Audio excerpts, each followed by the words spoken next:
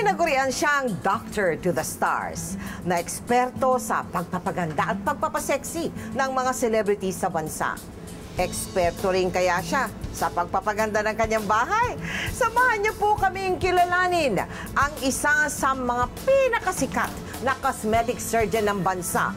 Walang iba kundi si Dr. Manny Calayan dito sa Powerhouse.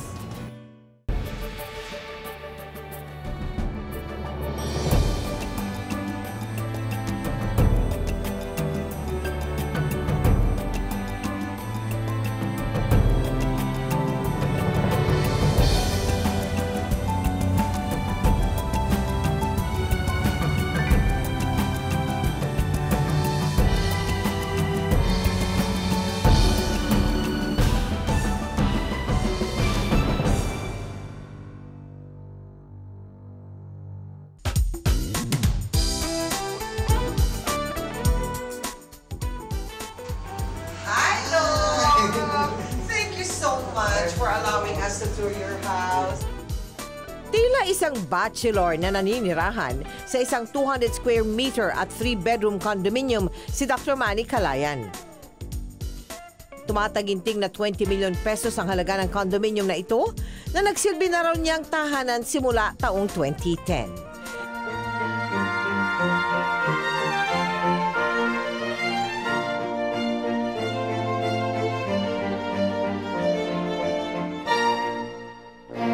Na-notice ko parang itong pad mo parang classic Victorian ang dating.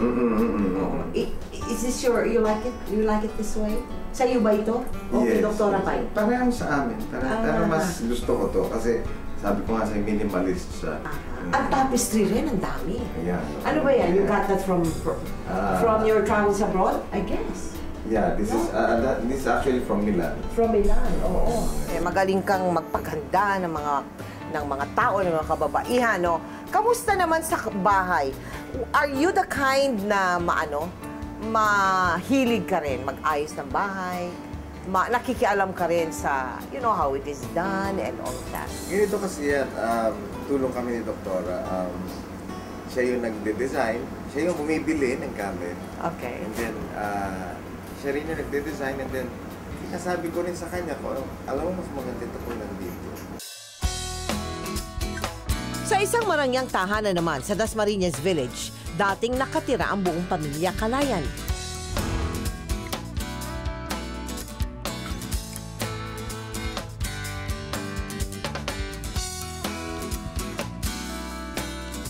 How big is your Dasma house, Doc? It's 1,000 plus. Oh, laki. And how many bedrooms? I think that's 5. 5 bedrooms. Anong style yung bahay? Ano siya, parang we call that contemporary. Contemporary. Parang, yeah, minimalist.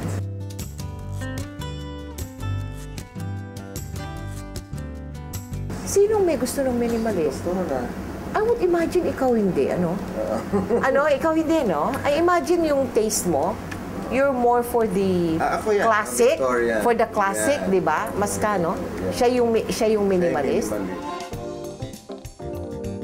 Ang modern Filipino-themed na tahanan ngayon ay pinaparentahan sa isang diplomat dahil nagdesisyon na mag-asawang sa Amerika pag-aralin ang kanilang 3 anak. Parang ang lungkot kasi sa malaking bahay. Then you see the rooms, the kids, ano sila before, tapos bigla na wala. Yeah. Sabi ko, ayoko, nalulungkot ako. Parent mo na natin abay ang condo na lang muna somewhere. Ito, napili ko, maganda naman ang security. Hindi kayo hiwalay ni Doktora? Hindi talaga? No. You're still with each other? We're still in love with each other. Okay. Why is she in the States? Why is your family in the States, therefore? Because we decided our kids to study there. And because they want to study there, to pursue their medical course. So sabi namin, okay, fine, that's your choice. And then we decided to put up a clinic there para ma-manage si Doktora. At the same time, mabantayan yung mga kids. Si Dr. Pai at 3 nilang anak nasa Amerika, habang si Dr. Manny naman narito sa Pilipinas. Kaya't ang kanyang condominium sa Taguig, itinuring na niyang tahanan. Yeah, this is the collection. Iba-iba siya from different Ang galing mo naman, pati yung mga pamphlet ng tours. Tinatago mo pa. Fantastic ko. Bawat bansa. Andiyan, kulang na nga yan. Kulang na siya. And then this one, that Yes, the porcelain. muebles yan. Oo nga. Muebles. This is your collection, Mrs. Okay. Dr. Pansito. And the choice of your furniture is yours also. This one, yeah. Yan, parang may pagka-modern siya na... Chairs are beautiful. Yeah, parang Victorian din siya. Ano yung naaano mo pagka you're alone? No? Except with your own mind and your own heart and your own memories and your own self. Ako, kadalasan kasi, yun nga, very busy rin naman ako. And then, yun, at night. Then ako pinapatay at night. Yes. Pag umuwi ako after the clinic, after the work, then mag-isa ka lang. It's hard.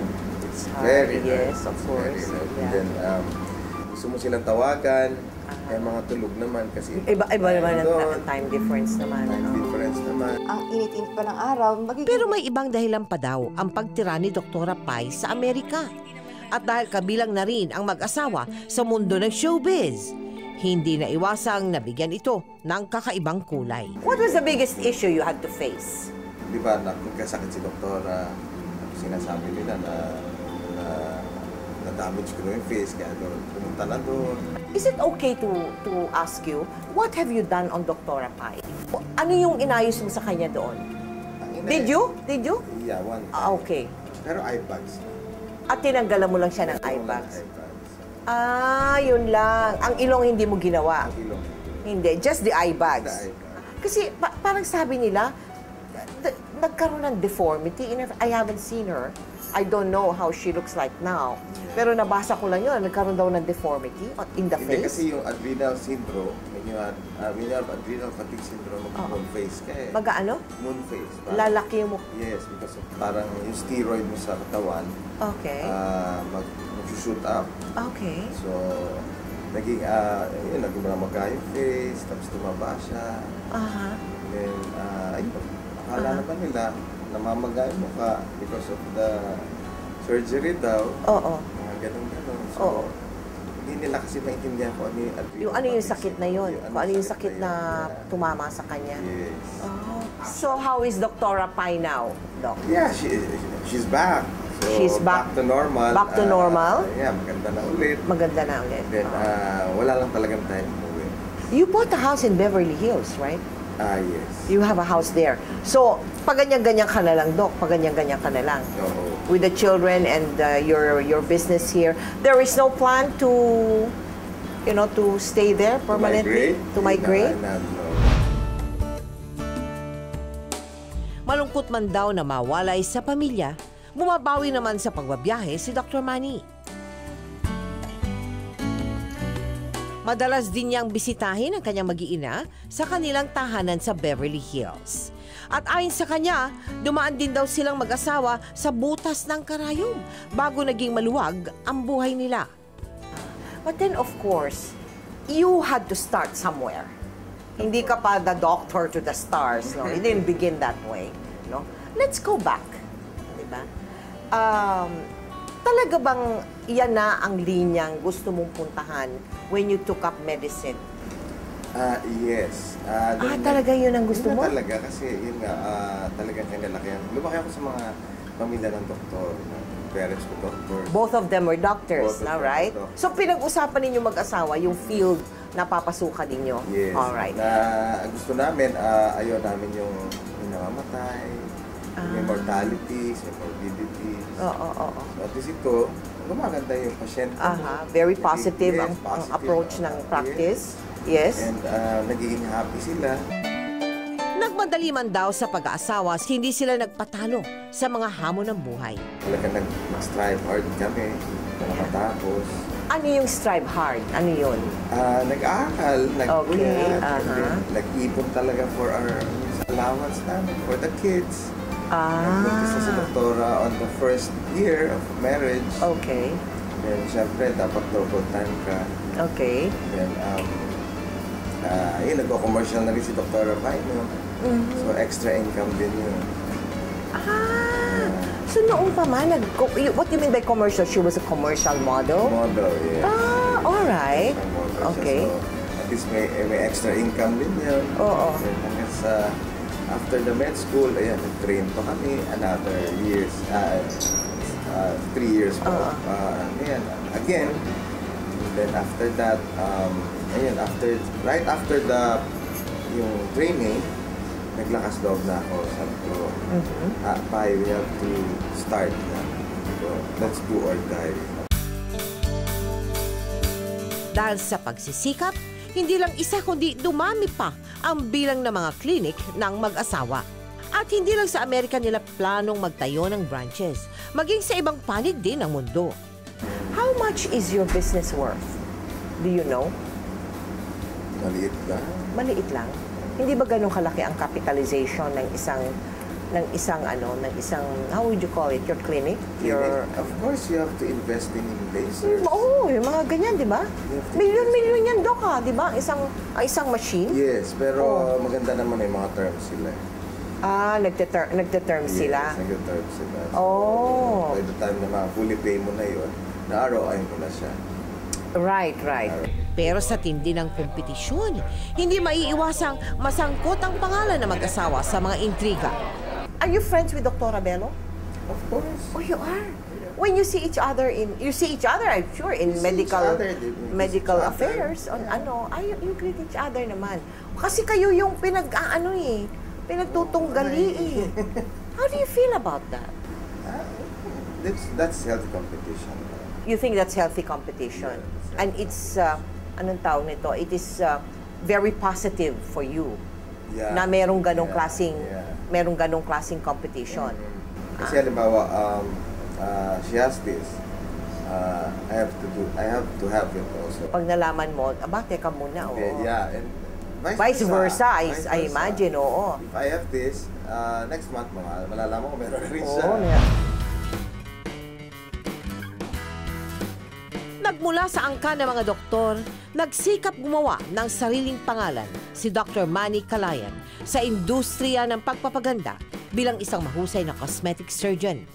At bunga ng kanyang kasipagan, ang maginhawang buhay ng kanyang pamilya, pati na rin ang hindi mabilang na assets. Asa naman yung mga collection mo na mga relos mo nga, patingin naman. Hindi, ito muna yung mga shoes. Shoes, ako. Ang galing mo naman. Ikaw ba ang nag-organize talaga? Talagang organize? Oo, talaga organize. Organize ka talaga. May pangalan kung ano, no? Kung ano yung shoes at Patikulay. Hindi bababa sa 20,000 pesos ang halaga ng bawat pares ng sapatos sa kanyang closet. Kaligayahan na raw niya makapagsuot ng mga mamahaling gamit kapalit ng pagod at puyat niya sa clinic. How vain are you? Ako, I love talaga. Pag sa sarili ko, I love signatures talaga. Okay. Alright. Yeah, So, that's yun understandable. talaga yung dream ko Nung bata ka pa, yung apartment ka pa, Yeah. one day, you will be wearing have the this, really have branded that. things. Yeah. Yes. So, branded ka tonight or today, you are branded from top to, ganun ba? Ibig mo sabihin? Hindi naman. You are? The shirt is what? May I know? This one is, Yes. This is Armani lang. That's Armani lang. That's Armani lang. Okay. All right, sige. Armani lang.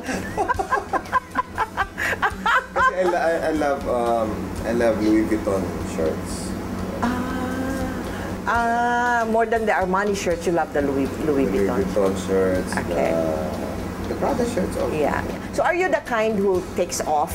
What? Where do you shop? Wala. Wala. Pag Basta- naman kami and then I see something na gusto ko, binibili ko na. Oo. It's your, para makontento ka sa Basta you reward to yourself. Nung nag-aaral pa kami, sabi ko, naku, gusto ko pag okay na tayo, gusto ko magka-Rolex watch. Oh, Yes, okay. That's my first dream. You first dream? First dream. At ilang dosena na ngayon yun, Doc? Ilan dosena na yung Rolex watch mo? Wala naman. Okay lang. Okay lang. Okay lang. You have several, I'm sure. Naman. Yes. Napaka-humble mo naman, Doc. Napaka-humble mo naman. What else? What else? Aside from the Rolex watch. That to you meant, pag may Rolex watch ako, parang ba na, no? Oo, big ano ka na. You've arrived. Parang ganyan, no? Nahit ko na. Oo, nahit mo na. Ito, ibang relo. Ay, you have a safe just for the watches. For the watches. What is the most expensive dyan, no? Ito yung Rolex. Ay, syempre, kasi may mga ano na yung mga diamond. Bulgari. Ay, ito. This is the top of the line ng Rolex.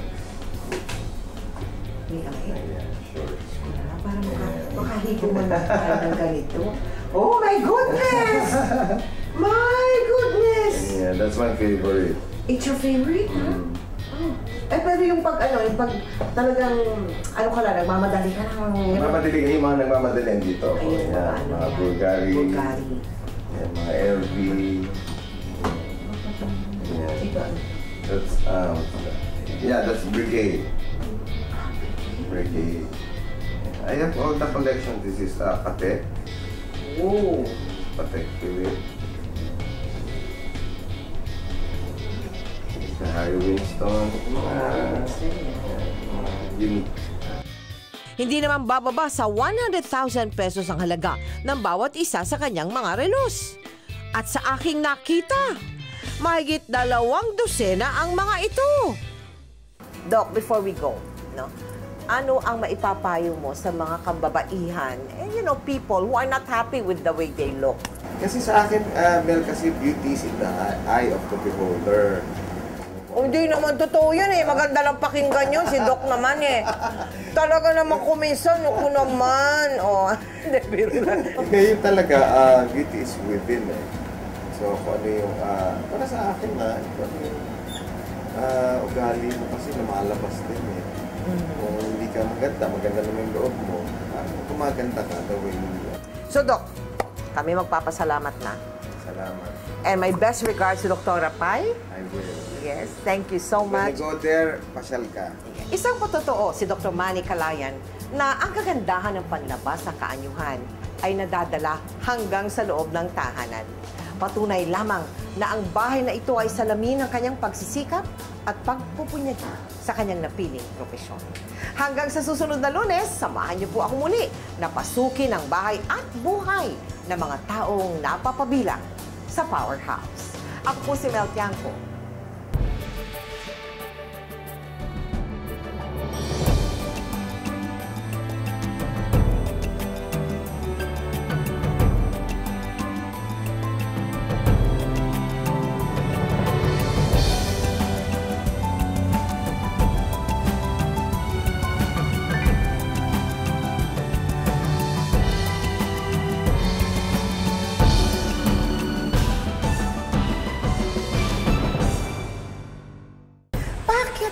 Noong una, ang lakas ng nationalistic nung dating ng mga films ng GMA films. Pero ngayon parang hindi na. Parang na lang, or commercial films na ang ginagawa. Hindi ka ba ginugroom ng father mo to one day take over the television, the network? That was in the news when you did not mount the bar. How did that feel for you? And I understand na yung inyong mga chandelier ay high-tech. High-tech kasi ang sabi sa amin, hindi daw yan nagkakaroon ng dust. Hindi na alikupok. It's dust resistant. Aba, ngayon ako nakadinig ng ganyan.